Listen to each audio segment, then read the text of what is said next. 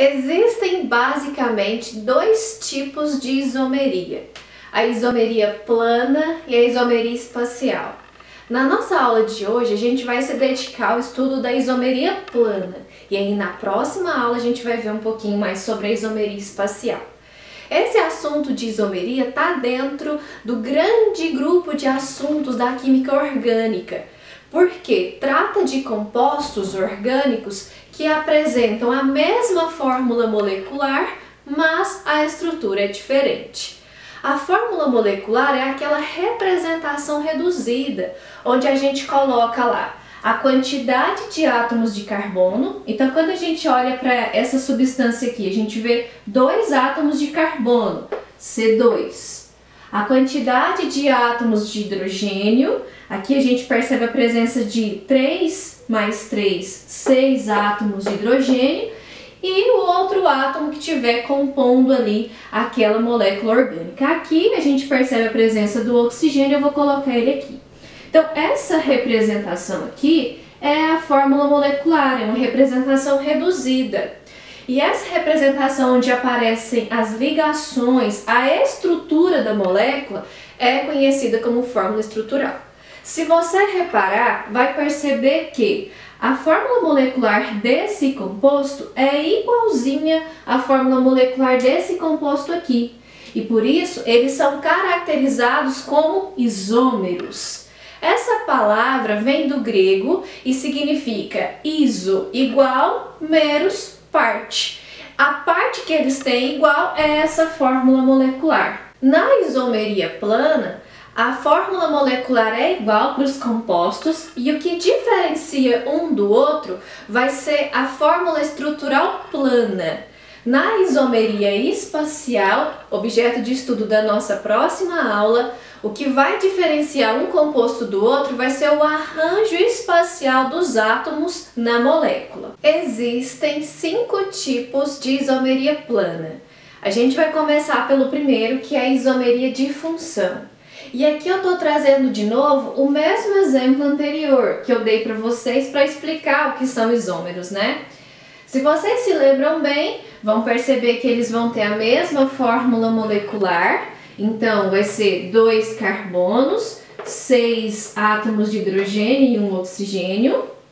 Mas a estrutura é diferente. E aí, o que é diferente na estrutura? A função orgânica. Por isso que esses compostos são isômeros de função.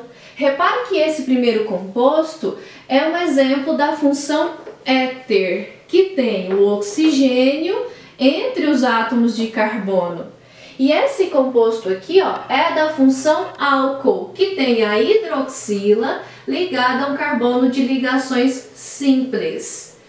Quando a gente tem, então, compostos em que a única coisa que difere um do outro vai ser essa função orgânica, a gente tem ali isômeros de função. O segundo tipo de isomeria plana é a isomeria de cadeia. Aqui a gente tem 2 exemplos de compostos que são considerados isômeros. Por quê? Vamos primeiro fazer a fórmula molecular deles para ver se eles têm a mesma fórmula molecular. Se tiver, são isômeros. Nessa cadeia a gente tem a presença de 4 átomos de carbono, então C4. Cada átomo de carbono já está fazendo 2 ligações, então faltam 2 hidrogênios para poder completar as 4 às quais o carbono tem direito. Nesse composto, repara que eu tenho 8 átomos de hidrogênio, então fica C4H8. Nessa cadeia de cá, cada pontinha representa um átomo de carbono, então eu tenho 4 carbonos C4. Esse carbono está fazendo uma ligação, por isso tem que estar ligado a 3 hidrogênios. Esse carbono está fazendo 2 ligações, então vai estar ligado a 2 hidrogênios. Esse carbono faz 2 mais 1, 3, então 1 hidrogênio. E esse carbono aqui, 2 ligações, 2 hidrogênios. Aí a gente pode perceber que nós temos a presença de 3, 5, 6, 8 átomos de hidrogênio. Então repara que eles compartilham a mesma fórmula molecular. embora tenham estruturas diferentes. Então, sim, eles são isômeros. E aqui, a única coisa diferente entre um composto e outro é a cadeia. O tipo de cadeia é diferente. Essa cadeia aqui é uma cadeia fechada.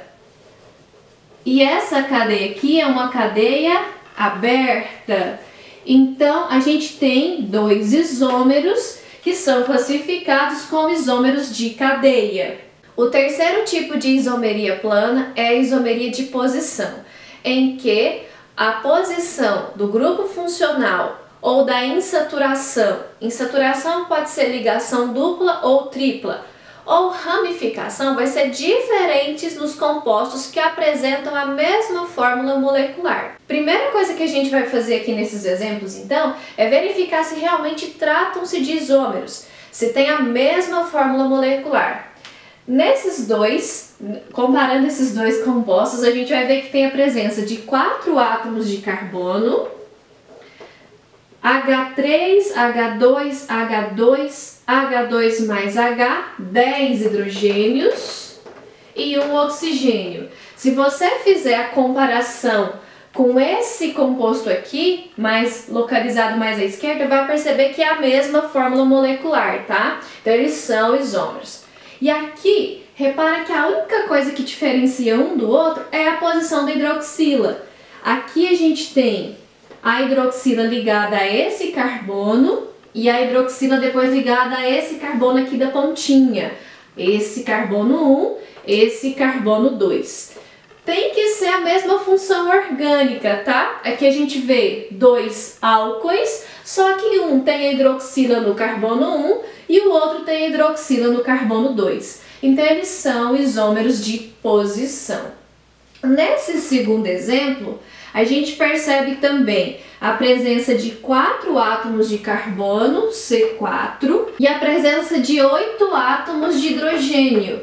Então, a fórmula molecular dessas substâncias é C4H8, são isômeras. Mas que tipo de isomeria a gente vê aqui? Repara que a única coisa que difere um do outro é a posição da ligação dupla. Nesse composto, a posição da ligação dupla está entre o carbono 1 e o carbono 2.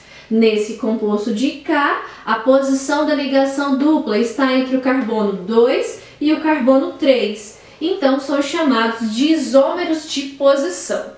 Se a diferença também estivesse na posição da ramificação, aí a gente teria ali também outro exemplo de isomeria de posição. Penúltimo tipo de isomeria plana, a gente tem a isomeria de compensação ou metameria.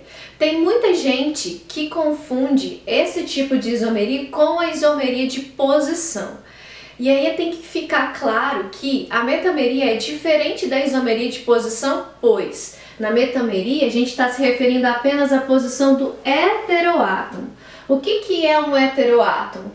É um átomo diferente que vai estar entre os carbonos da cadeia. Isso é muito comum nas funções éter, éster e aminas secundárias e terciárias. Nas aminas, a gente tem a presença do nitrogênio entre os carbonos e aí a gente tem um heteroátomo nitrogênio.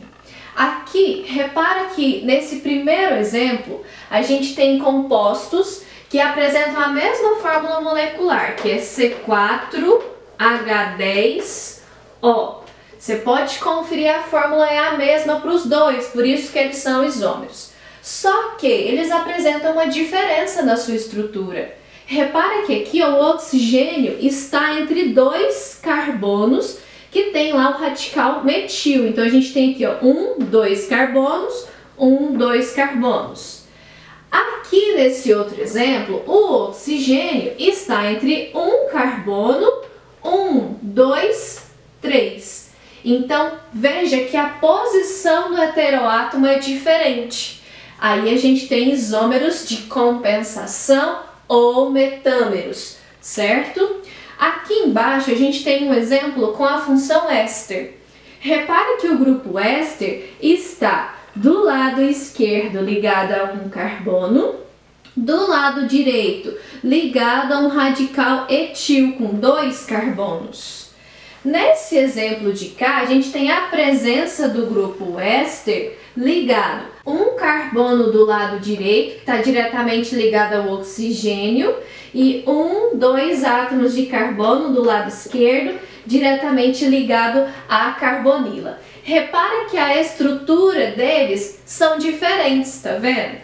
Aqui a gente tem um radical etil diretamente ligado ao oxigênio e aqui a gente tem um radical metil diretamente ligado ao oxigênio. Então a gente tem um exemplo de metameria. A fórmula molecular desses compostos para comprovar que eles são isômeros é 1, 2, 3, 4 carbonos, então C4, 3 hidrogênios, mais 2, 5, mais 3, 8, e a gente tem 2 oxigênios. Pode conferir aí devagarzinho se você quiser e vai perceber que a fórmula molecular é a mesma, tanto para esse composto quanto para esse composto de cá. O último tipo de isomeria plana é a tautomeria, ou também conhecida como isomeria dinâmica. E tem esse nome porque acontece um equilíbrio dinâmico entre duas funções orgânicas presentes ali na mesma molécula. A gente tem 3 tipos de equilíbrios dinâmicos diferentes, ou equilíbrios tautoméricos. O equilíbrio aldoenólico, o cetoenólico e o amida hidroxiimina. Os mais comuns são esses aqui. Eu vou representar para você agora como é que esse equilíbrio acontece. Supondo que num frasco contendo etanol, que é essa substância, o nome dessa substância aqui, ocorre esse equilíbrio. O que caracteriza esse equilíbrio dentro de um frasco de etanol? O par de elétrons que compõe essa ligação do oxigênio vai capturar o hidrogênio que está ligado no carbono vizinho. E o par de elétrons que forma essa ligação entre o hidrogênio e o carbono vai se transformar em uma ligação dupla entre esses dois átomos de carbono. Então, essa ligação dupla, a ligação π, vai ser desfeita porque vai capturar o hidrogênio, então o hidrogênio vai ficar junto com o oxigênio. E essa ligação simples entre o carbono e o hidrogênio vai ser desfeita e vai se transformar em uma ligação π entre carbono e carbono. E aí a gente tem ali a formação de uma nova função orgânica, que é a função enol. Então aqui a gente tinha a função aldeído, carbonila na pontinha, olha a carbonila aqui, na pontinha da cadeia, e agora a gente tem a função enol, que é a hidroxila ligada a um carbono insaturado. Isso não acontece só num frasco de etanol, não. Isso também pode acontecer, por exemplo, num frasco de propanona, também conhecida como acetona. Essa acetona que a gente usa para remover esmaltes. O que acontece? De novo, essa ligação π que está sendo estabelecida entre o carbono e o oxigênio, ela é desfeita e é restabelecida com esse hidrogênio do carbono vizinho. Então o oxigênio desfaz essa ligação, captura o hidrogênio e aí a gente tem a hidroxila. E essa ligação entre o carbono e o hidrogênio também é rompida e passa a ser uma ligação π. Uma ligação π entre dois átomos de carbono, que é o que a gente vê aqui, ó. Então essa ligação com o hidrogênio sai, se transforma em uma ligação π e esse hidrogênio fica ligado aqui à hidroxila. E aí a gente tem a formação de uma nova função. Antes a função era acetona, carbonila entre átomos de carbonos diferentes. E agora a gente tem de novo a formação de um enol, hidroxila ligada a um carbono de ligação simples. Por isso que o equilíbrio é chamado de equilíbrio cetoenólico ou aldoenólico, levando em consideração essas novas funções orgânicas. Só que a gente não vai ter formação do enol apenas, porque é exatamente isso que caracteriza essa tautomeria, o equilíbrio dinâmico, o equilíbrio entre as funções. A partir do momento em que o aldeído se transforma em enol, o enol também volta a se transformar em aldeído. Por isso que é chamado de equilíbrio. E ao mesmo tempo, da mesma maneira que a cetona se transforma em enol, o enol pode voltar a se transformar em cetona.